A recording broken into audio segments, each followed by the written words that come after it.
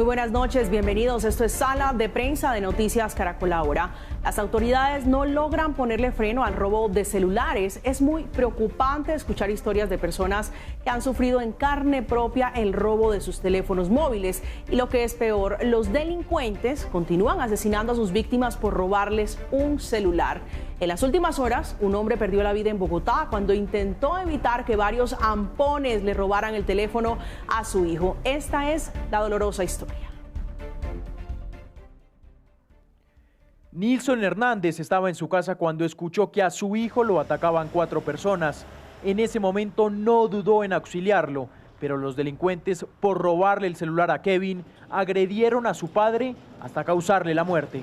Realmente yo lo que pido es que haya realmente justicia. Por un celular no justifica que le quiten la vida a mi papá. Él es papá exactamente de 6 hijos. Este video de seguridad de la localidad en el norte de Bogotá muestra lo ocurrido en ese momento. Dentro del portón blanco y el portón gris, dorado que se ve, ahí fue cuando mi padrastro vio que ya tenían a mi hermano acorralado. Él decidió como héroe, como papá, se metió a decir no, si quieren llevarse en el celular y ya. Al parecer, Nilson Hernández habría fallecido por graves heridas con arma blanca. Cuando ya se vio encima, un tipo cogió y le pegó supuestamente un puño, dicen que era un puño, le pegó acá y al momento que le pegó aquí y le pegó otra vez en la cara. Ahí mi padrastro se desgonzó y comenzó a salir sangre. Su hija, Karen Hernández, hace un llamado a las autoridades para que se haga justicia. Necesitamos justicia por mi papá, porque mi papá era un hombre que daba la vida por nosotros y se demostró, claramente se demostró que dio la vida por mi hermano. Y ¿Necesitan más presencia policial? sí, más seguridad. La Policía Metropolitana de Bogotá logró capturar a 4 de los 10 atracadores. De igual forma se logró un reaccionar por parte de la policía en el cual se logra la captura de 4 personas implicadas en estos lamentables hechos. La comunidad del barrio El Verbenal protestó en las calles y esperan que se capture esta banda que tiene atemorizada a este sector de la capital. Increíble. En los últimos años, el gobierno, la policía, la fiscalía y las empresas de telefonía celular han anunciado varias medidas para hacerle frente al robo de celulares, pero todo indica que estas medidas, estas estrategias no están funcionando del todo. Pues según cifras de la Policía Nacional, entre el 1 de enero al 30 de marzo del año pasado, esto es 2020, se interpusieron 32.918 denuncias por robo de celulares en todo el país. Este año, en la misma fecha, se han presentado una leve disminución con 27.384 denuncias solo en Bogotá. Según las autoridades, el distrito ha denunciado los robos de 8.857 de estos aparatos electrónicos. Pero ¿qué es lo que está pasando? Porque este delito que afecta tanto a la ciudadanía, al ciudadano de a pie, no ha podido ser controlado. ¿A dónde van estos celulares que son robados? Los aparatos hurtados continúan siendo vendidos como usados en las principales ciudades del país. Pues son muchos los interrogantes que tenemos, no solamente aquí en Sala de Prensa, sino los televidentes que nos han escrito. Pero para responder a estos y otros interrogantes, hemos invitado esta noche a Samuel Hoyos Mejía, el expresidente de Asomóvil, y a Iván Díaz, experto y consultor en temas de seguridad. A los dos, bienvenidos. Comienzo con el doctor Iván, preguntándole por qué los celulares continúan siendo, doctor Iván, el principal objetivo de la delincuencia en el país. Buenas noches. María Camila, buenas noches. La respuesta, desgraciadamente, es muy simple, muy sencilla. Y es que mientras siga existiendo la altísima demanda por partes y por celulares robados, es decir, mientras tengamos esa cultura ciudadana de seguir adquiriendo y comprando tanto celulares como partes de celulares robadas, no solamente aquí en Colombia, sino en toda Sudamérica, ese mercado va a seguir creciendo. Es un tema de oferta y demanda, desgraciadamente. La misma pregunta se la traslado al doctor Samuel Hoyos, presidente de Asomóvil. Pues María Camila, desafortunadamente este es un flagelo que tiene un altísimo impacto en la ciudadanía y, como bien decía el doctor Iván, pues en gran medida corresponde a que existe un mercado de las piezas y de teléfonos robados, y hoy tenemos esas cifras que usted daba ahora pues yo creo que hay un subregistro, desafortunadamente calculamos que es mayor. Nosotros creemos que puede estar por encima de los 100.000 celulares al mes que se roban en Colombia y que son denunciados, que los usuarios reportan a los operadores y nosotros procedemos a bloquear. Y esto pues necesita una estrategia integral entre los usuarios, por supuesto la industria, pero sobre todo debe recaer en las autoridades la obligación de ejercer mayores controles a este. Doctor Hoyos, ¿qué pasó con esas estrategias que fueron lanzadas con bombos y platillos como el registro del email o el número de identificación que tiene cada teléfono, que sirve supuestamente para bloquearlo, como usted dice, en caso de que sean robados?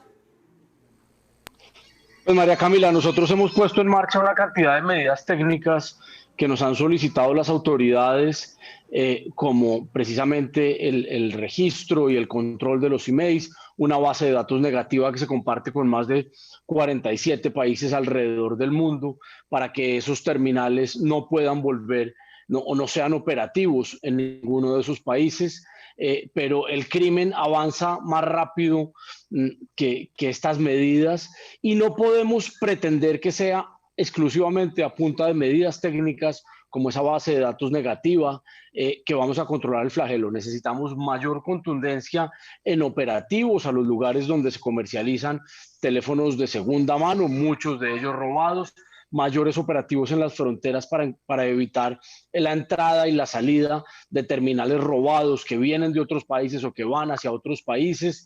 Necesitamos también, como bien lo decía el doctor Iván, mayor conciencia ciudadana para dejar de comprar este tipo de teléfonos, porque detrás de cada teléfono robado probablemente hay una persona asesinada, hay un joven apuñalado, hay violencia detrás del hurto de los teléfonos celulares. Entonces, pues tiene que ser un compromiso de todos.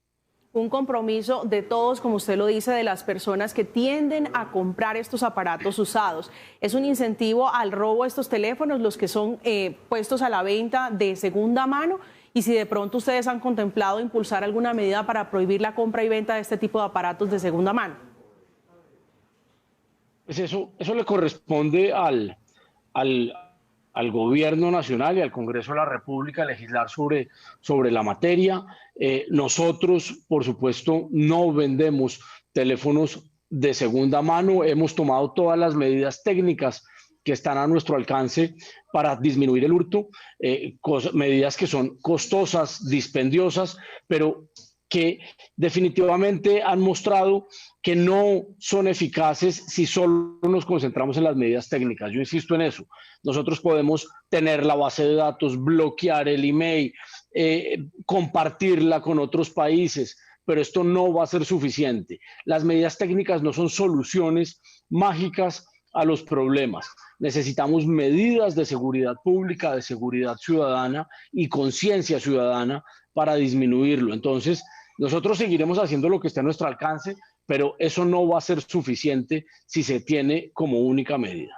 Doctor Samuel, no podemos dejar de hacerle la siguiente pregunta, entre otras porque usted está hablando de que no son suficientes las medidas que se están tomando. Quisiera preguntarle, para que nos ayude a entender, si tal vez el elevado costo de varios modelos celulares no es un factor clave también en este tipo de problema, en el hurto a los aparatos.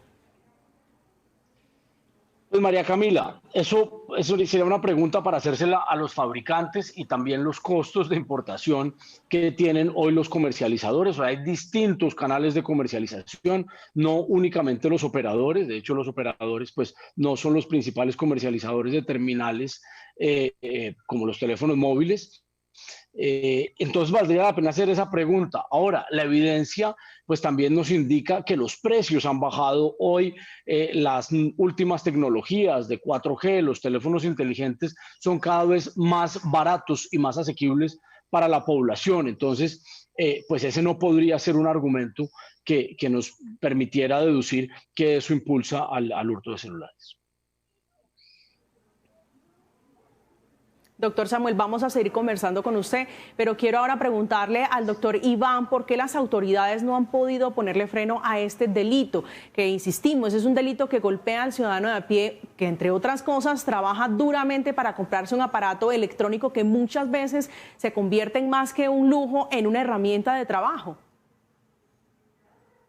Mira, desgraciadamente, y hago eco en lo que nos estaba diciendo el doctor Samuel, seguimos teniendo unos vacíos jurídicos y legislativos inmensos. Legislativos porque el Congreso está absolutamente retardado en comenzar a montar un paquete legislativo sólido frente a cada uno de los elementos de la estrategia, que como dice el doctor, debe ser una estrategia complementaria, debe ser una estrategia con múltiples actores. Y desde el punto de vista legal, nuestro marco legal desgraciadamente hoy califica el robo de celulares en un elemento muy bajo desde el punto de vista jurídico, es decir, son personas que nunca van a quedar con medidas intramuros, son personas que por el contrario hacen un carrusel dentro de nuestro sistema, pasan un par de noches, comen y duermen bien en una cárcel, pasan un par de noches y al siguiente día están otra vez en las calles. Es así como a través de ustedes, de los medios de comunicación, hemos visto casos en los cuales incluso se intenta hacer mofa de personas que se hacen famosas en las mismas redes sociales por la cantidad de veces que han ingresado a nuestros sistemas y que siempre terminan regresando a la calle una vez más. Entonces, ahí es donde al final del día la herramienta que tenemos en la fuerza pública pues termina siendo una herramienta que se representa incólume frente al fenómeno, porque no importa cuántas veces los captures, no importa cuántas veces los persigas y los investigues, al final del día, ese eslabón de la cadena, que es el que está robando en las calles, siempre va a quedar libre. Ahí lo que hay que hacer es fortalecer unos eslabones que van mucho más arriba.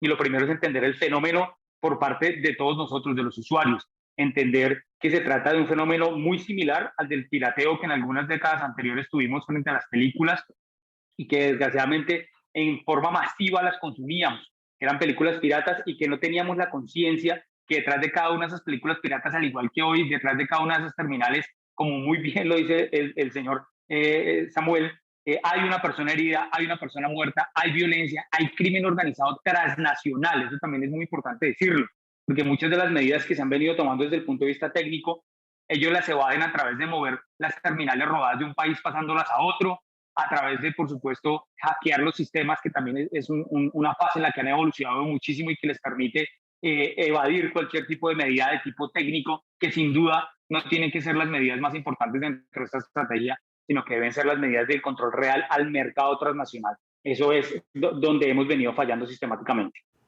Usted nos plantea desde la piratería, donde ha habido sin duda educación, donde ha habido sin duda sensibilización. Quisiera preguntarle y trasladarle hacia la realidad, hacia el tema de los celulares, si hay redes organizadas, transnacionales que usted ha mencionado que roban y distribuyen y revenden estos celulares robados. Si se han identificado, porque de otra manera no se entendería cómo es la cifra que entrega el doctor Hoyos de los celulares y el subregistro que existe, no se entendería cómo es que todavía con todas las medidas que existen para frenar este flagelo se siguen robando los teléfonos celulares y siguen cobrando vidas de colombianos.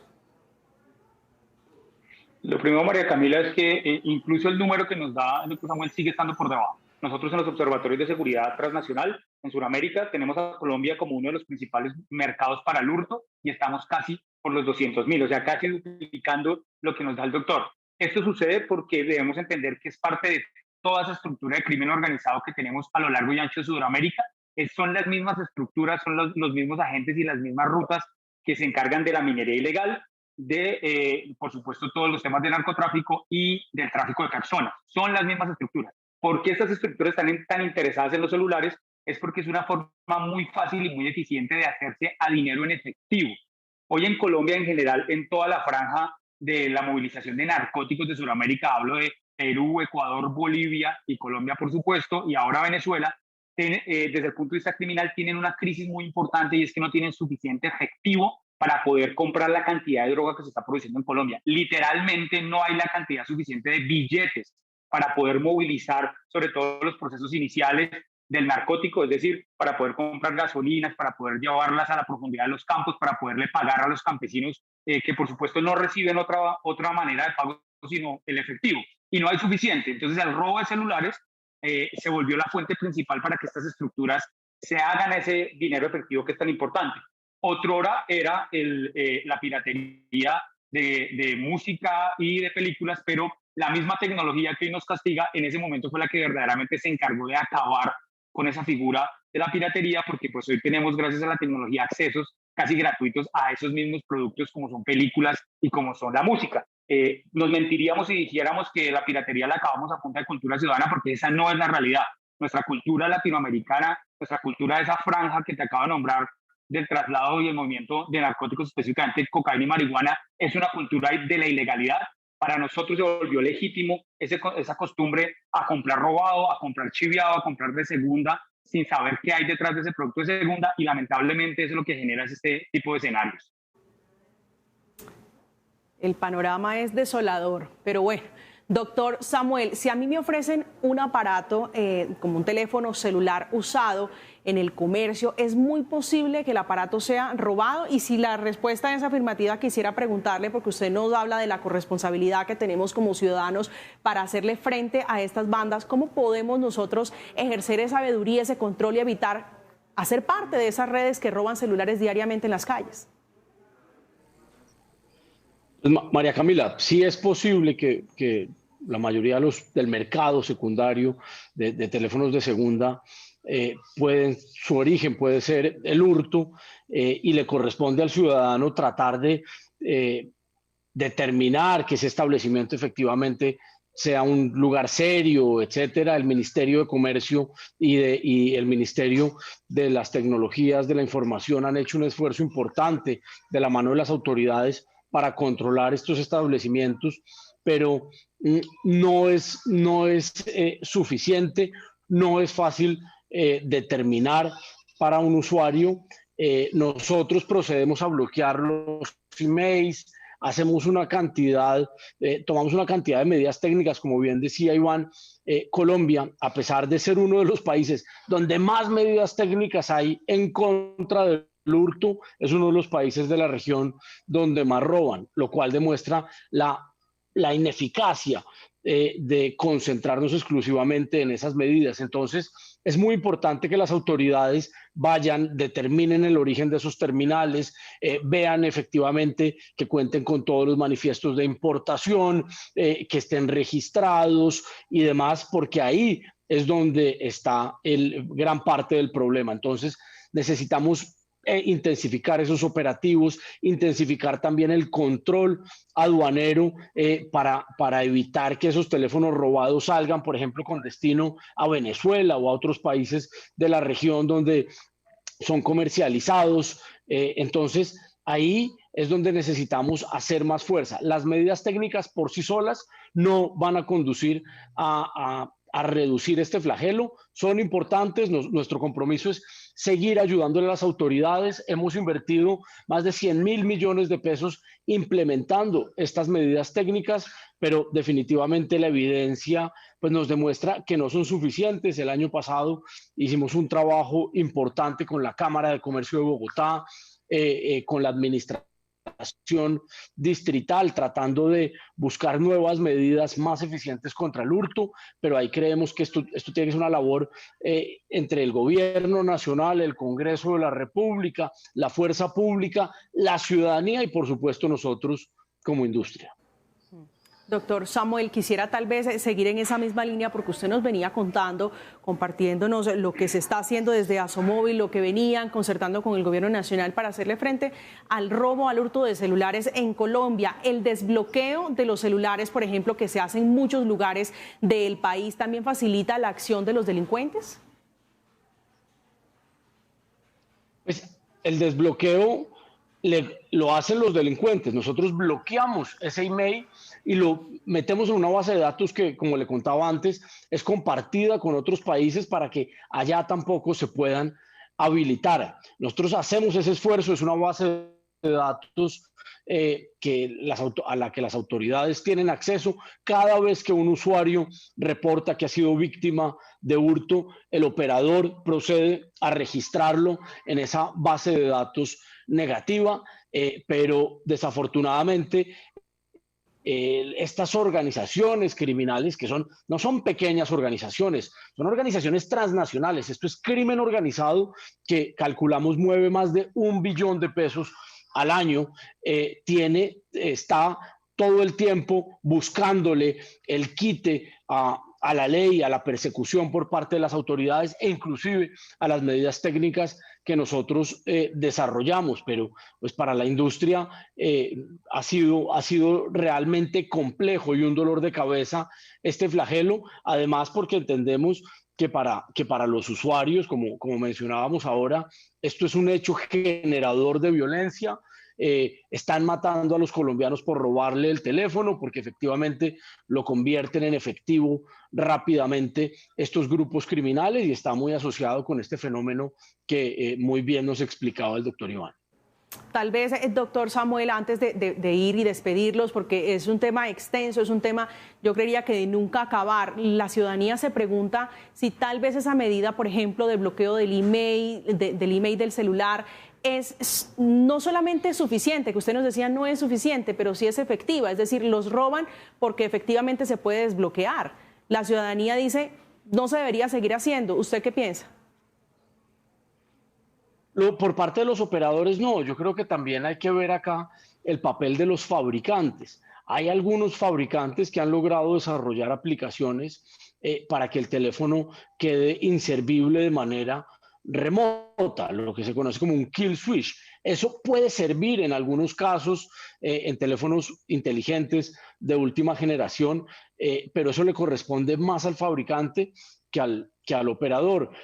Nosotros hemos hecho el esfuerzo, las medidas técnicas pues funcionan parcialmente y nosotros estamos dispuestos a seguir colaborando, pero nuestro llamado es a las autoridades: replanteen la estrategia contra el hurto. Tiene que ser una estrategia más integral y no puede estar concentrada en las medidas técnicas. Tiene que haber mayor acción por parte de las autoridades contra esta economía ilegal. Doctor Iván, usted es experto en seguridad, lo hemos consultado en múltiples oportunidades porque tal vez como muy pocos conoce la problemática. ¿Qué propone usted, por ejemplo, para enfrentar, para poder hacerle del quite a la delincuencia y poder salvaguardar las vidas de los colombianos que están a merced de la delincuencia? Mira, sin duda es aumentar la carga jurídica en el final del proceso, es decir, en el comprador. Hemos tenido que hacer estos procesos dolorosos en otros productos. Hemos intentado hacerlo en temas como las autopartes, hemos intentado hacerlo en temas como las bicicletas, que también es un fenómeno que viene creciendo, y en este caso seguramente vamos a tener que hacer lo mismo, hacerlo de forma rápida. La persona que compre alguna parte de un celular robado o un celular robado en sí mismo, una terminal robada, tiene que calificársele y hacérsele parte dentro de esa estructura criminal. Si usted es el último y el comprador, tiene una igual, es muy importante decirle, una igual responsabilidad jurídica, no solamente ética y moral, que la que estamos discutiendo aquí, sino jurídica frente a lo que sucedió con ese producto de manera previa. Los colombianos tenemos que entender eso, y desgraciadamente, como siempre, nos ha costado mucho entenderlo en las maneras más blandas, y tendremos que entenderlas de las maneras más duras. Cuando en Colombia comience a sancionarse de forma ejemplar al comprador o al usuario de piratería en general, de segundas manos robadas, como es el caso, insisto, de las bicicletas, de las autopartes y de los celulares, ese día el colombiano lo va a pensar más de 3 veces, y a la hora de tomar la decisión entre precio y la posibilidad de meterse en un lío jurídico muy grande, lo va a pensar mejor. Pero hoy en día nada lo obliga, todo lo contrario. Todo lo lleva a hacerse a esas partes robadas, todo lo lleva a hacerse de manera más sencilla y más económica a ese material robado, que lo único que le ofrece es ventajas, y que al final del día, si algo llega a resultar mal, pues para él no hay ningún tipo de responsabilidad. Les venía diciendo a los televidentes de Sala de Prensa, doctor Iván, que usted es una persona que conoce de seguridad nacional. Frente a este tema puntual que decíamos al inicio del programa, afecta al ciudadano de a pie, y que no solamente está afectando la seguridad, la economía o el patrimonio de cada ciudadano, sino la vida. Estamos hablando ya de la vida de los colombianos que están siendo asesinados por un teléfono celular que en muchos casos no supera ni los 4, 5, 6 millones de pesos. ¿Comprar un teléfono de una gama más baja podría de pronto ponerle freno al robo a celulares? Lastimosamente no, y el doctor Samuel desde un punto muy importante. Los teléfonos de las gamas más altas, que no los vamos a nombrar aquí, pero los teléfonos de las gamas más altas traen el famoso kill switch, traen unos sistemas que los hacen inútiles. Usted ni siquiera necesita comunicarse con el operador para bloquearlos, sino simplemente desde su computador. Usted previamente lo registró. Normalmente estos celulares comparten software con computadores de su misma marca o de otras marcas, y usted simplemente va a ese software y en menos de 15 segundos usted ya lo bloqueó. Entonces, muchas veces estos ladrones, estos zampones no van por ese tipo de celulares de tan altísima gama por esa razón, y porque no son igualmente fáciles de vender. Acuérdense que este es un mecanismo para hacerse a dinero de manera rápida. Entonces, cuando uno ve el grupo, y es una estadística muy importante en la cual la parte nos puede colaborar en producirla de forma masiva, ¿cuál es ese grupo? Usted lo que encuentra es que la mayoría de celulares que se roban son celulares inteligentes, pero están en una gama media, una gama que sale fácilmente al mercado, una gama que todavía no integra ese tipo de tecnologías que ataca a esos cibercriminales y que les permite a ellos más libertad a la hora de la venta. Sin embargo, esos celulares que tienen kill switch, lo que hacen estos personajes cuando los roban es descomponerlos y venderlos por partes. Y frente a la venta de partes, sí, por supuesto, es muy difícil desde el punto de vista tecnológico bloquear su uso posterior.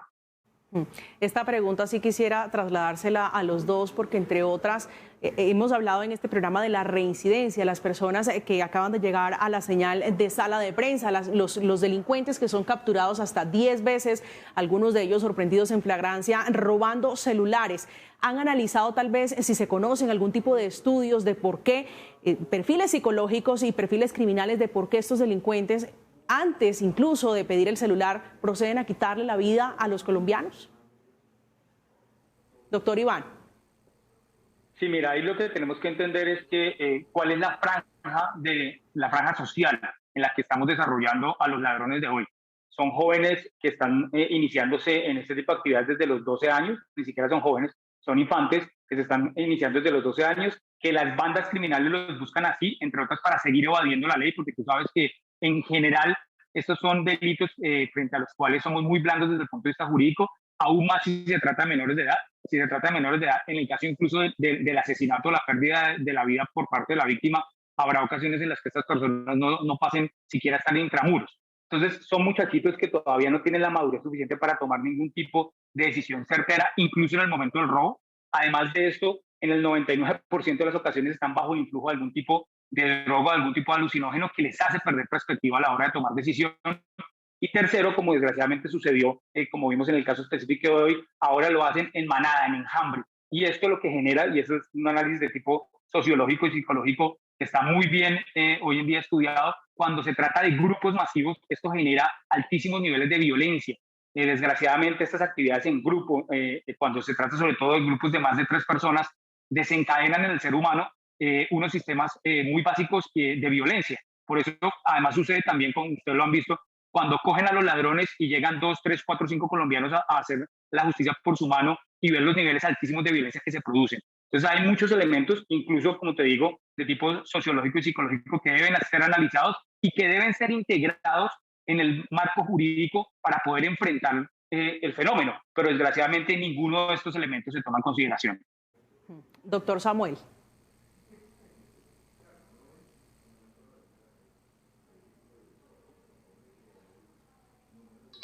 Perdón, que tenía el micrófono apagado. No me atrevería a dar, pues a llegar a una conclusión sobre esto. Creo que el doctor Iván tiene pues mayor conocimiento para hacer una explicación, pero efectivamente él respondía muy bien. No creo que haya un incentivo a robar los teléfonos de alta gama precisamente por esto. Ahora los desarman y los venden por partes, o venden los repuestos, o para reparaciones, etcétera. Y el fenómeno de la violencia pues está ligado a que yo creo que los delincuentes sienten que no hay una consecuencia por parte de las autoridades, que pueden delinquir sin ser aprendidos, que si son aprendidos pueden reincidir y no se les complica su situación judicial. Entonces creo que en esto es importante que el Congreso de la República busque medidas sancionatorias que sean efectivas para quienes están, porque es que el hurto de teléfonos, así como el hurto de bicicletas, son el pan de cada día en las ciudades y municipios de Colombia, y la verdad es que no es comprensible cómo son capaces de quitarle la vida a una persona por robarle un celular. Entonces, en esto necesitamos también que haya penas efectivas, que la justicia opere en estos casos, que se judicialicen a estos criminales, no como un delito menor o como un delito de menor impacto, sino como un delito grave que debe ser sancionado penalmente con penas privativas de la libertad, a ver si eso desestimula a que otros crean que lo pueden hacer sin consecuencias. El doctor Samuel Hoyos, presidente de Asomóvil, y Iván Díaz, experto, como lo decíamos, y consultor en temas de seguridad, hablándonos justamente de las cifras estadísticas que vienen en alza por el hurto a teléfonos celulares, el caso más reciente y doloroso en Bogotá, en el norte de Bogotá, donde un padre de familia perdió la vida por tratar de evitar de que su hijo fuera víctima de los delincuentes. A los dos, muchísimas gracias por acompañarnos en Sala de Prensa.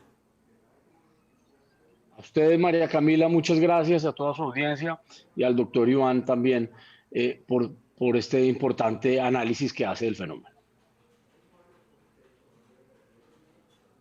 Hacemos una pausa inmediatamente. Hacemos una pausa inmediatamente. El radar con Ricardo Ospina, director del Servicio Informativo. Ya regresamos.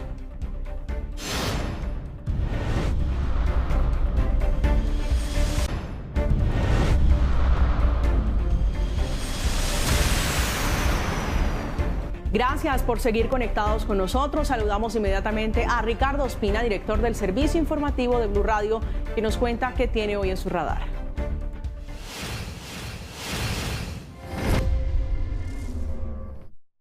Hola, buenas noches. Hoy entra en el radar aquí en Sala de Prensa Noticias Caracol el paquete de medidas que con base en la circular del Ministerio del Interior y del Ministerio de Salud han venido adoptando los alcaldes y los gobernadores de varias regiones del país, sobre todo las que tienen una ocupación en camas en cuidados intensivos superior al 60 o al 70% por cuenta del COVID-19. Tenemos que hacer el mapa muy claro y saber cuáles son los sitios de Colombia que han tomado medidas más drásticas para evitar que en Semana Santa se convierta este punto en el inicio del tercer pico pronunciado de la pandemia del COVID-19. Comenzamos en Medellín y Antioquia. Los 125 municipios del departamento han tomado la decisión de iniciar un toque de queda y la ley seca desde el miércoles santo, entre las 5 de la tarde y las 5 de la madrugada. Esto va hasta la madrugada del lunes de Pascua. Esto, por supuesto, que busca evitar que en las tardes y en las noches se presenten aglomeraciones o se presenten reuniones en donde se pudiera aumentar el número de contagios de COVID-19.